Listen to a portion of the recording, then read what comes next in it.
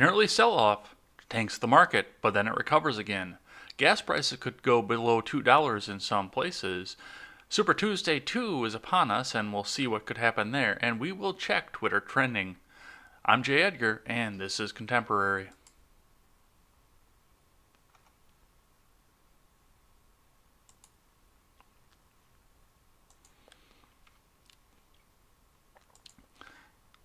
Good morning, everybody. How are we doing today? It is always morning, even in the afternoon here, because it's actually morning here at this point. We've got a lot to talk about here and just a couple of topics to cover, but a lot of news happened in all of them here. So we're going to start out with the markets, of course. So before I went to bed last night while I was editing out Ed's World and getting it ready to go up, I ran across the CNN Business article, so we'll start there. So Asian stocks mostly recover, and Dow futures jump 550 points after a chaotic day for the markets. This is by Claire Duffy over at CNN Business.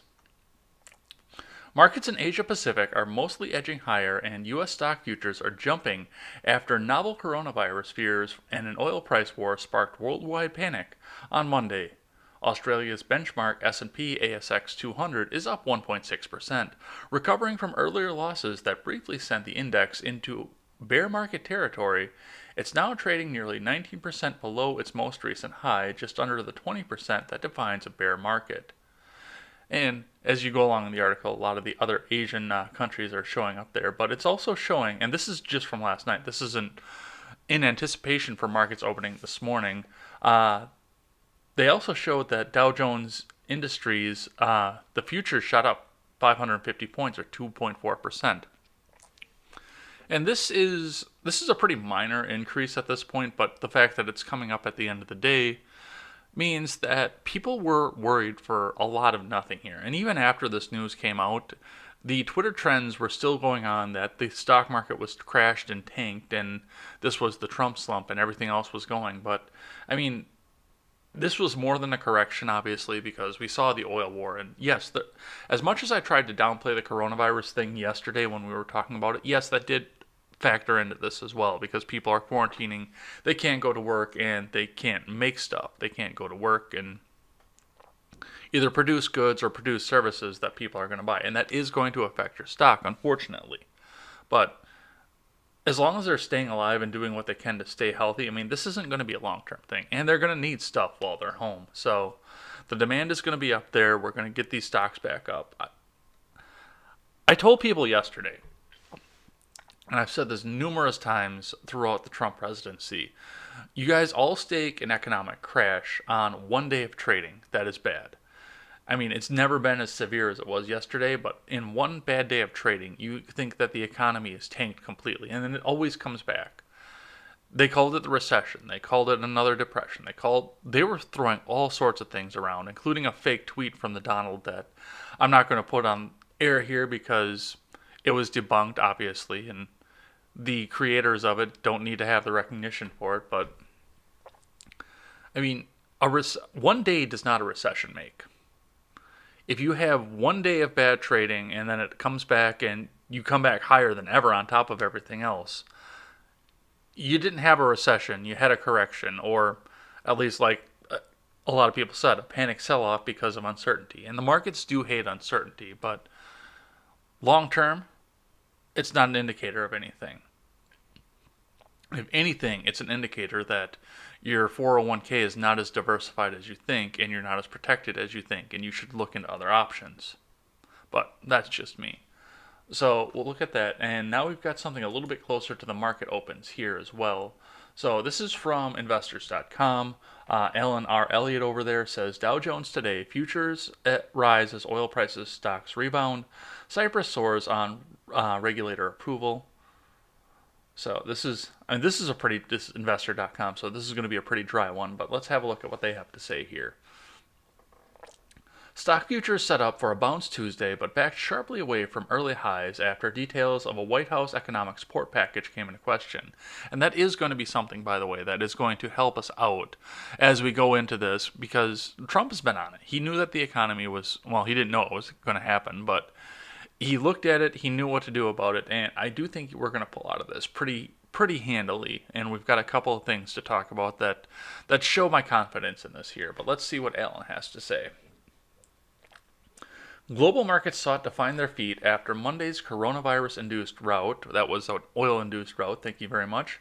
ExxonMobil led early gains on the Dow Jones today as oil prices clawed back some of Monday's historic losses. Tesla topped the Nasdaq 100. SolarEdge and Etsy posted two of the strongest rebounds among IBD 50 stocks. Nasdaq futures paired their early advance to 3.6% above fair value gains for S&P 500, and Dow Jones futures also narrowed to 3.6% on the stock market today. Bonds also trimmed in early advance, putting the 10-year yield up 10 basis points to 0.65%. Rebounding oil names dominated the top 10 early gains among S&P 500 stocks. Occidental Petroleum and Marathon Oil, two of the index's biggest losers, on Monday, jumped 23 and 25% respectively. So, I mean, to look at this here, like I said, this is a fairly dry article, just giving the statistics of who rose up on the futures and who were big losers yesterday. But for the most part, yeah, I mean, this is showing what I was saying all day yesterday. Oh, I think my chair needs a little bit of oil here. Maybe I'll pick up some of that oil that's going to be super cheap now because of the oil war that's going on here. No, this was nothing to worry about here. This was a one-day thing. Now everything it's not to normal yet. We'll give it another couple days, but I mean, we had an almost V-shaped incline at the end of last week after another massive 2 days of stocks going, and people were calling for the 25th Amendment due to the fact that this was dropping like this. And I mean, I looked at Twitter today, and it's early yet, so the people that are asleep in their parents' basements aren't there to go run a tax holiday yet, because they're not going to get up until 10, 11, or noon at some point here. But I looked at Twitter today, and I didn't see anywhere near the outrage or anything about the slump. I actually saw some other. We'll look at the top trending here, but for the most part, it was just back to attacking the president, back to calling him a Russian, and back to hating everybody who doesn't believe in a big government. So, I mean, everything is going back to, for the most part, normal. Maybe your 401k right now is a little bit empty here, but give it time. If we want to look for a recession, and I'm glad to call it a recession, if we start to see this out for months and months on end. But one day of trading, no. So with that in mind, I do want to talk a bit about some of the things that are maybe causing this this correction, maybe causing us to come back and rebound out of this here. So let's look at a couple of other news stories as we go along. So this is from a local affiliate, actually. This is WSAZ3 news channel, and I believe this is out of West Virginia, Huntington, West Virginia. It's affiliated with CNN. That's where the article actually came from, but it's being recast by WSAZ. So let's check out what they have to say. Coronavirus oil price war could drop gas prices below $2 a gallon nationwide. This is via CNN. An oil price war inspired by the coronavirus epidemic could push gas prices below $2 a gallon in the coming weeks. USA Today cites Gas Buddy head of petroleum analysis Patrick DeHaan, who said prices could reach those levels if fears over the coronavirus continue and the global oil supply doesn't shrink. These projections come after major oil-producing nations failed to come to an agreement over the weekend for a plan to boost crude oil prices. So the OPEC guys are trying to push the oil prices up, and on the opposite side, they got into this war. Now they're putting them into the basement, which, as I said yesterday on Contemporary, when oil prices go down, the people who win are the American people. Absolutely. The American people win on low gas prices, low oil prices, and just in general, low prices on everything else that is going to come from the fact that these prices are low. I mean, think of the transport costs if the oil prices go down that low and we see under $2 a gallon unleaded, because that's going to take diesel down, that's going to take premiums down, or premium rather, not premiums, we're not talking insurance here. That's going to take diesel down, that's going to take premium down, that's going to take every other kind of fuel down as well. And while the freight costs are unlikely to go down, we'll at least get some money back into the freight companies that they can turn around and invest into their other interests here. So a lot of our economy, like I said yesterday, is tied to oil. So if oil prices go down, our economy goes up. And we're seeing some of this today. This article goes on to give us a bit about what happened yesterday. Russia refused to go along with OPEC's proposal to rescue the coronavirus-battered oil market by further cutting production. OPEC is made up of 13 oil-rich countries in Africa, the Middle East, and South America. Saudi Arabia, an OPEC member, responded to Russia's refusal by launching the price war against their one-time ally. AAA reports the national average for a gallon of gas is $2.38. So, I mentioned this yesterday because, we saw it on Twitter all day. The panic and the fact that they actually had to cut the circuit breakers to keep the market from completely dropping out. Everybody was complaining about that, and for the most part, it was people who hadn't been outside yet, people who did this for a living, or people who just hadn't paid attention because they hadn't had to go get gas. I went over to the grocery store yesterday to go buy stuff, and our grocery store isn't wiped out either because we're not panicking over the coronavirus on that. But I know that other places are. I know John from the Generational Gap, his job is affected by that, and he's been very, very busy because of the fact that we have this panic going on, and I'm not going to reveal what his job is, but I do understand why it is that he is so busy over this here. But that was the first thing that I noticed as soon as I got back into town yesterday, was the fact that gas was down 20%, or not 20%, 10% almost, 20 cents over what it was on Friday when I filled up to go to my mom and dad's house. 20 cents is huge. No matter if you've got a 10-gallon tank in a Honda or a 33-gallon tank in an F-150, that's either $6, more than $6 on a fill-up, or $2 on a fill-up. And you're going to spend that $2 somewhere else. You absolutely are. You'll go buy a candy bar. It's not huge, but every time you have to fill up, if you save like that, and especially me, when I used to drive from where I live now to Madison, and it was almost 50 miles one way to go back and forth one, and I was buying gas at least once a week in a tank just the same size as the one that I have in the truck that I drive now. So $6 a fill-up would have been massive if gas prices were to go down like that. And, well, I live closer to work now, so I don't have to worry about it as much, but still, saving $6 every time you fill up, and that's, like I said, everybody else is going to be seeing this, and the trucking industry especially, transport, trucks, UPS, FedEx, all of them are going to see great economic boost because of the fact that they don't have to pay so much in fuel. So that's going to be one of the big things that's going to help this economy correct itself, and I'm fairly excited for the fact that it's going to happen like that. So let's go ahead and check into the other big thing that's been happening here. Now, I've got 3 news stories on the same thing. And that's the fact that Trump floated a payroll tax cut to Congress, and he said he's going to put pressure on lawmakers on both parties to try and get this new tax cut done. So we'll talk about this here. I've got 3 articles here, including MSNBC's attempt to paint this as the end of the world and the evil. But we'll start with CNBC because that seems to be the more neutral of all of them here. So, according to CNBC, Trump floats payroll tax cut, other financial relief amid coronavirus outbreak. This is from Yelena Janova. Somebody asked Yelena if I got that right. It's got her Twitter handle here. I actually might hold this article up here and follow her just to ask her if I pronounced it right. And Lauren Hirsch, that one I know how to pronounce. President Donald Trump on Monday said he will be meeting with Senate and House Republicans on Tuesday to discuss a possible tax relief measure that would provide a timely and effective response to the coronavirus. We are to be meeting with House Republicans Mitch McConnell and discussing a possible payroll tax cut or relief. Substantial relief, very substantial relief, Trump said at a press briefing with coronavirus task force members. It's big. It's going to be big. It's going to be the best tax cut. The best. I only have the best tax cuts. I'm too tired to do a proper impression. I apologize.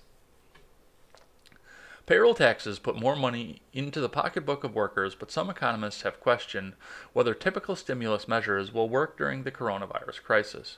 When many may choose to stay at home, that means even with more money, Americans may not be spending it at restaurants or the movies. Trump also said the group will be discussing getting hourly wage earners help so they can be in a position where they're not going to miss a paycheck. Yes. Yes, this is the proper way to do this. And this absolutely. Is that a Chevy Citation? Huh, that's weird. I had one of those in high school. I was just looking at the ad on the corner here, and can I do? I would have to change some things in order to share the screen like that with the setups I have. But yeah, it looks like one of the winter beaters I had in high school, sitting on the corner there. I'm sorry, I got distracted there. But no, this is absolutely what we need to see here. And this is different from the Obama stimulus that we saw. Well, I guess it was technically the Bush stimulus because Obama hadn't been elected yet. But he was the guy that was pushing for that when he was still in the Senate. And he was the one that got it pushed through the Senate, the House, and got it up amid the fact that he was going to be winning the presidency coming up here. But to take out of the federal government and just give everybody a check for $300, as long as they had payroll. There was a condition to it. I don't remember what. It didn't just give everybody $300. There was, I believe it was, you had to be working for 6 months out of the past year. It's been 12 years, so forgive me if I don't remember it completely, but there were conditions behind it. But just to give everybody $300 out of the government coffers to try and boost the economy back up is a little bit different than letting people earn their own stimulus, as so it were, cutting the payroll tax, so the harder you work or the harder your boss lets you work, whichever the case may be, the more of your own money you get to keep. It is tied to you at that point. I know a lot of people were trying to call this Keynesian, but this isn't Keynesian. Keynesian is taking from the top and giving it back to the bottom. This is nothing but just letting the bottom keep their own money, and this is perfect. I would love to see the spending cut that's going to come with this, or should come with this, rather. I highly doubt with the Congress that we have currently that I'm going to see such a spending cut, but man, would I love to see a spending cut go with this. Unfortunately, we can't always get all that we want, but I will be very happy if they can manage to push this through a Democrat-controlled House, and we'll see why that is on the MSNBC side here in a couple minutes, but I would love to see this go through the House, the Senate, get passed, and just see some relief and get my paychecks a little bit better. When the tax cuts and spending bill went up, a lot of people said, well, it's only the super rich that got tax cuts and anything else. No, I looked at my paycheck, and that was before I got a raise that year. My paycheck started going up $50 every single week because they were taking less taxes out once that bill went into place. So if we can do this again, we'll stimulate the economy. And we got a great economy out of the last tax cut here. So this is going to be a good thing. We'll go on this here. Many lawmakers have been pushing for paid time off to allow workers who may be sick, the ability to stay home without adding financial hardship. Yes, more restrictions on businesses. That always helps businesses out. The potential tax incentives come on top of an $8.3 billion spending package that Trump signed on Friday, and there is my complaint about the spending cuts. The package was aimed in part at supporting research for vaccine and helping support states that are battling the outbreak. Trump also added that the White House will work with the airline and cruise ship industries in response to the outbreak. I'm sorry, people, but with the way the news has painted all of this here, and just the fact that an airplane is nothing but a giant incubator, and a cruise ship is a city that you can't leave and you can't hide from people on, you're not going to bail out the airline and cruise ship industry right now. It's not going to happen, no matter how much money you throw at it. It's just not going to happen right now. It'll happen eventually, but it's not going to happen right now. So I would part ways with that idea at this point and just focus on getting more money into the hands of the people. So that is that. Now let's go look at what MSN has. MSN News, I didn't even realize was still a thing, but let's look at what they had to say here. Dow futures point to a big game after Trump floats payroll tax cut. Stock futures rallied back early Tuesday morning after the S&P 500's worst day since the financial crisis, as investors cheered potential stimulative measures to stem the economic downturn from the coronavirus. Excuse me. Around 8:25 a.m. Eastern Time Tuesday, futures on the Dow Jones Industrial Average indicated that an opening surge of 861 points on Tuesday. S&P 500 futures and Nasdaq 100 futures also pointed to a sharply higher open for the two indices on Tuesday. S&P 500 futures were up 5% earlier in the session, reaching their upside limit. President Donald Trump floated Monday the idea of a payroll tax cut or relief to offset negative impact from the coronavirus. The potential tax incentives come on top of an $8.3 billion spending package Trump signed last month. However, administration officials told CNBC that the White House is not close to rolling out specific proposals to deal with a coronavirus-induced economic slowdown. Stock futures paired gains on the news. And then we're going back to talking about the market suffering the historic sell-off. So we saw all that yesterday and today, so we know what happened there. So yes, this is, and once again, MSN is maybe trying to paint this as not necessarily a good thing, but I mean the markets are seeing it and they're rebounding off of this. Plus the lower gas prices mean that people are spending on the economy is going to diversify, I think, out of this. I'm not an economic expert. I just know what middle class people like to spend money on. So now let's look at the other side of this. Now, MSNBC, of course, has been critical of the president, and I don't mind MSNBC as much.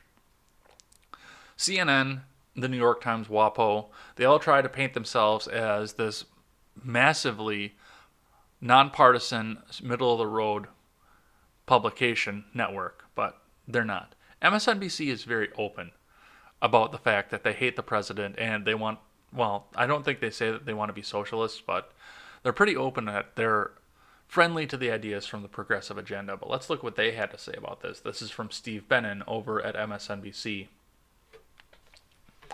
As the coronavirus outbreak intensifies and the prospects for an economic downturn grow, federal policymakers are already weighing possible countermeasures in the hope of preventing a recession. The House Democratic majority, for example, is reportedly working on a package that will include paid sick leave for Americans who self-quarantine and enhanced unemployment insurance for those whose jobs are affected by the public health crisis. We don't know whether such measures will gain Republican backing, but as of yesterday afternoon, the White House appeared to have a different approach in mind. President Donald Trump said Monday he's looking at a possible payroll tax cut along with other measures to help American workers and boost the economy, which has been hit hard by the coronavirus outbreak. He said he'd announced the dramatic details of the proposed relief Tuesday. They will be major, Trump said at a briefing on a coronavirus response with members of the coronavirus task force. According to the official transcript, Trump specifically told the public, "We're going to be asking tomorrow, we're seeing the Senate, we're going to be meeting with House Republicans, Mitch McConnell, everybody, and discussing a possible payroll tax cut or relief, substantial relief, very substantial relief." That's a big number. That's a big number, folks. I'm not altogether sure what that meant, though the president seemed to suggest he now supports payroll tax break. If the idea sounds familiar, it's because the proposal has been in the mix for months. As recently as August, when there were concerns about the economy slowing, the president told reporters, "I've been thinking about payroll taxes for a long time." Less than a day earlier, a White House official said cutting payroll taxes is not something under consideration at this time. Now that fears of a recession are more acute, Team Trump is apparently far more serious about moving forward with a payroll tax holiday. Given the circumstances, it's possibly worth answering an obvious question. What's the payroll tax? Under existing law, 6.2% of American workers' paychecks are deducted to help fund Social Security system. When there's a payroll tax holiday, as there was during Barack Obama's first term as president, that number is reduced temporarily as a way to put up some extra money in every paycheck. The government makes up the difference paying into the Social Security fund, so benefits remain unaffected. So yeah, they are definitely trying to paint this as the president doesn't know what he's doing, even though they've been in support of many of the ideas here. And I mean, I know that House Democrats would rather not lose the tax receipts and rather put it into more regulation for businesses, but yeah, it is interesting to see the other side of this. I know CNBC is still biased, but they're less biased, let's say. But MSNBC is open. They want to see the president fail. And it's been interesting to me to see that there's so many people. I mean, Twitter is a cesspool. It is full of people who want to see the economy fail so they can use it to get rid of the president. And they're excited about the fact that the stock market has dropped because they have something to complain about with this president. So that makes me lose my faith in humanity. But we don't do a lose my faith in humanity segment on this show. We only do a restore my faith in humanity segment on this show. Well, if coronavirus is not your thing here, we also have another election coming up here. So we'll look at what's planning on happening on Super Tuesday too. Let's start with this CNN article and get an idea of who's all going to be voting today. This is by Eric Bradner and Gregory Krieg over at CNN. What to watch as Biden and Sanders face off in 6 states on Tuesday. This is Detroit. The one-on-one showdown between former Vice President Joe Biden and Vermont Senator Bernie Sanders begins Tuesday with a test of the candidate's ability to win in the crucial general election battleground state of Michigan. The state, along with Idaho, Mississippi, Missouri, North Dakota, and Washington, all vote on the second Super Tuesday of the primary. Biden is expected to dominate in Mississippi, no argument there, where African American voters make up the majority of the Democratic electorate, and is looking to perform well in Missouri. Sanders is aiming to keep the delegate race close, though, with the wins out west. And that's absolutely possible. For the most part, these people are coming out and saying that most of these states don't matter. I mean, Mississippi is going to be Biden walking away. Missouri is most likely going to be Biden walking away. Washington is, I bet you that is actually closer than they want to say. I bet Washington goes almost 50-50 Biden-Sanders, given what we saw out of California already and the fact that more people have dropped out of this. I would almost guarantee that goes almost 50-50. It might favor Bernie more with Warren out, but that's going to be a close one to 50-50 here. But, I mean, Idaho and North Dakota are not in play for Democrats this time around. Those are most likely going to go red in general, no matter what's going on in the country. We're going to sit here, we're going to see those ones go red. So the handful of Democrat electorate that's in both of those states is going to be vocal, but I know that CNN already knows that it's not going to really make a lot of play in the country. So, but they also have another article focusing more on Michigan here. So let's check it out. This is also from CNN. This is from Chris Cillizza, CNN editor at large. I like that title. I'm not going to be editor-in-chief at Freedom Scoop anymore. I'm going to be editor at large. I like that title. I do. 8 days ago, the political world was preparing for one of two scenarios. One, Bernie Sanders runs away with key Super Tuesday states like California and Texas, and in so doing builds a delegate lead that begins to look insurmountable. Two, Joe Biden shows some strength on Super Tuesday, staying within shouting distance of Sanders in the delegate count and setting up an extended delegate battle between the two men. Instead, a third scenario developed. Biden racked up a series of unexpected wins in places like Texas, Minnesota, and Massachusetts, and kept it relatively close in California, producing a delegate lead for the former vice president, heading into Super Tuesday 2 tomorrow. All of which brings us to this: does Sanders have to win Michigan on Tuesday to continue to make the case that he's a viable alternative to Biden? The answer is probably. Here's why. Sanders beat Hillary Clinton in the 2016 Michigan primary. The electorate, 70% plus white and more than one-third non-white college educated, more than one-third white non-college educated, should favor Sanders' demonstrated base of support. And it's more than just the raw numbers. The dominant story in the national news media since Super Tuesday is of an energized Biden, buoyed by the support of many of his former rivals, including most recently Senators Kamala Harris and Cory Booker. If Sanders loses Michigan by a wide margin, and several post-Super Tuesday polls suggest that is what will happen, while also losing badly in places like Mississippi, which also votes on Tuesday. The Vermont senator could find himself in a deeply unenviable position, too far behind Biden, in the delegate chase to make a reasonable case to all but his most loyal supporters that he has a chance to make a comeback.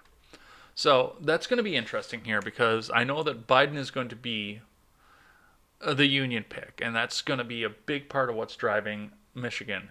And keep in mind the fact that no matter what happened, Hillary Clinton was widely, massively unpopular. So I take with a grain of salt all the statistics that surround Mrs. Clinton and Bernie Sanders back then, because Bernie Sanders was much more viable in 2016, and his socialist platform had a bigger place in the world given the fact that we still had massive unemployment. We were still on the economic downturn at the time. Sanders is trying to make a case for an economic revolution in a good economy. Now, this Dow drop may help him in the long run because it looks currently, as people are going to vote, like we have a bad economy, and everybody's going to go vote remembering the panic from yesterday. But that's going to throw things up in the air, and I don't know what's going to happen in Michigan. It's going to be a 50-50 there because, Biden is the safe choice, and I do believe he could win it, but given what we saw yesterday, that could throw a monkey wrench into everything, and we could see things change in a drastic fashion. Now, I don't think that just Michigan is going to save Bernie Sanders right now, and I've got the delegate count here to show what we've got here. So this is from MSNBC News, and this is just a live feed of this here. So as of today, Biden is at 652 delegates, Sanders is at 575. Plus, we have the delegates from Warren to be distributed yet. Bloomberg, Buttigieg, Klobuchar are all pledged to go to Biden already, so that's going to increase his lead, and Gabbard still has 2. That's hilarious. Gabbard still has 2. I hope that she gets on a debate at some point. I actually hope she pulls some support today. I do. I want to see her get into the debates and sink her claws, sharpen her claws into Biden and Sanders, and set herself up for 2024. She is not going to win the general election. She's not going to win the primary. But I want to see her set herself up for 2024. All right. It is Tuesday, and on Tuesday we check the top trending hashtags. So let's go ahead and get this reloaded and see what we have going on the Twitter. So, morning joke is the lead. So let's see what we've got going there. As morning joke, let's see.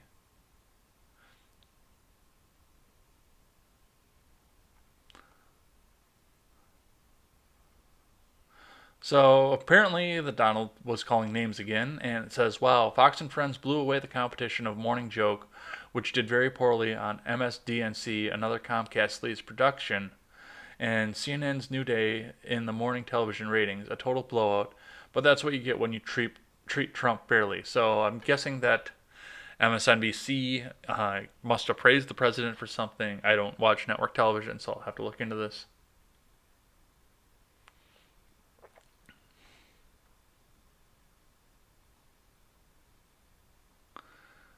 Other than that, yeah,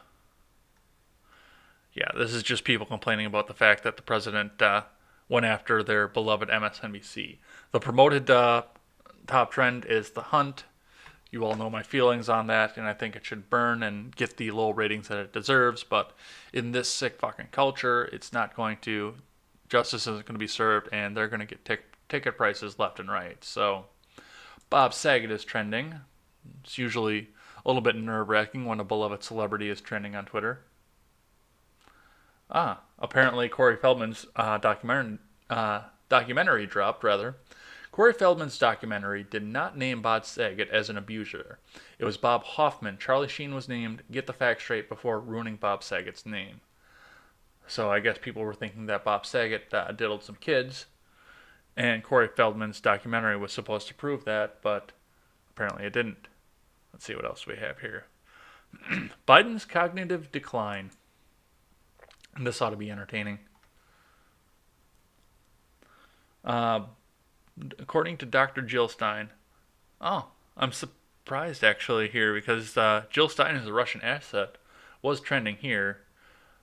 Oh, that's why. So that actually explains things. Before I went live, Dr. Jill Stein is a Russian asset was trending here, so we're going to get some light on that as well. That's not trending anymore, but it was at the time. Biden's team won't let him do interviews. He made two short teleprompter speeches in Missouri this weekend, and both generated massive gaffes that went viral. You can't beat Trump by trying to hide to avoid the issue of Biden's cognitive decline. How is this not a massive red flag? And of course, uh, that was a retweet with a comment that came from unsurprised green-eyed Irish dragon that said, "LOL." So that's why they're calling her a Russian puppet now. Well, she went against the Queen too, remember? So it's already in people's minds that Dr. Stein is a Russian puppet here, and we've got a little bit more here. Biden said in a recent debate, gun violence killed 150 million people since 2007. That's half the U.S. population. If Dems pick Biden, GOP will bombard voters with mini clips like this to argue Biden's cognitive decline makes him unfit for office. Don't say you weren't warned. So, yeah, hippie grandma is going back after the DNC establishment again, so now they're calling her a Russian asset, and she's absolutely right. Biden is cognitively declining.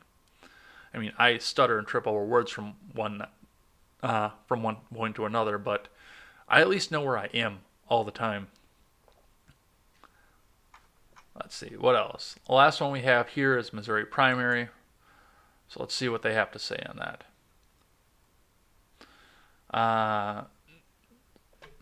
It's pretty easy to know why that's trending here.